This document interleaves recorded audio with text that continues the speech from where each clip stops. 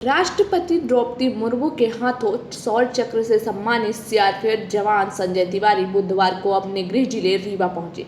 Railway station पर उनका स्वागत किसी विजेता की तरह किया गया। बड़ी संख्या में लोगों ने फूल मालाएं पहनाकर ढोल नगाड़ों की गूंज और भारत माता की जय के नारों के साथ अपने वीर सपूत का अभिनंदन किया। रीवा जिले की सिरमौर तहसील के डेलही गांव निवासी संजय तिवारी को जम्मू कश्मीर में आतंकवाद विरोधी अभियान के दौरान असाधारण वीरता और साहस का परिचय देने के लिए देश के प्रतिष्ठित वीरता सम्मान शौर्य चक्र से नवाजा गया है।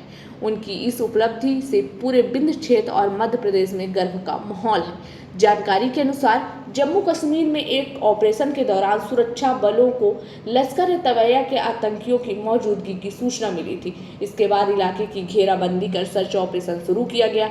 इसी दौरान आतंकियों ने अचानक सुरक्षा बलों पर ताबड़तोड़ फायरिंग शुरू कर दी।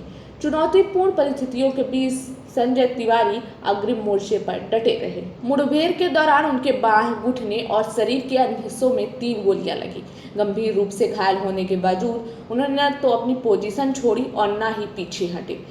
आदम साहस और कर्तव्य निष्ठा का परिचय देते हुए उन्होंने जवाबी कार्रवाई जारी रखी और लश्कर-ए-तैयबा के एक आतंकी को मार गिराया। अपने अनुभव साझा करते हुए संजय तिवारी ने कहा कि उनके लिए अपनी जान से बढ़कर देश है। उन्होंने बताया कि गोलियां लगने के बावजूद उनके मन में केवल एक ही विचार था, आतंकी किसी भी कीमत पर बचकर निकलना नहीं चाहिए।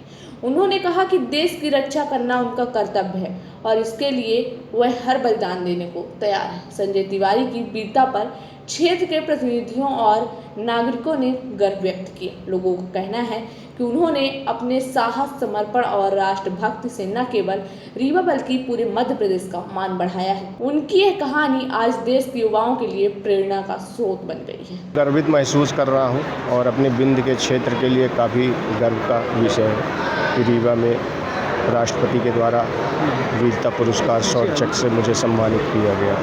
संक्षिप्त में अगर आप उस लड़ाई के बारे में बताना चाहें क्या? बिल्कुल, एक स्पेसिफिक इनपुट था फॉरेन टेररिस्ट का, पाकिस्तान का था और एक शॉर्ट इन्फॉर्मेशन में उसको न्यूट्रलाइज किया गया। उस्मान लाहौरी नाम था उसका, उसी के उसमें रिक्रूटमेंट करता था। काफ़ी local non local targeting killing में शामिल था।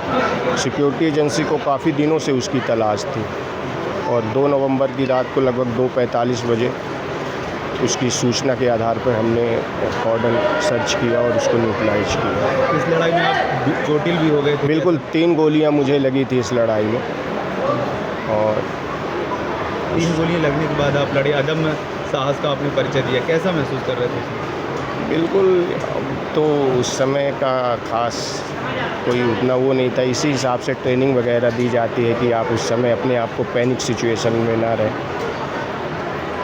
तो रीवा के युवाओं को क्या संदेश देना चाहेंगे? आज आप अपने गृह ग्राम जा रहे हैं, रीवा के युवा आपको देखेंगे। बिल्कुल, रीवा के युवाओं को कि देश के प्रति सेवा समर्पण के भाव से इसी तरह आगे का काम करते रहें जिससे वो भी इस मुकाम तक पहुंच सकें। नाम बता दें। मेरा नाम संजय तिवारी है।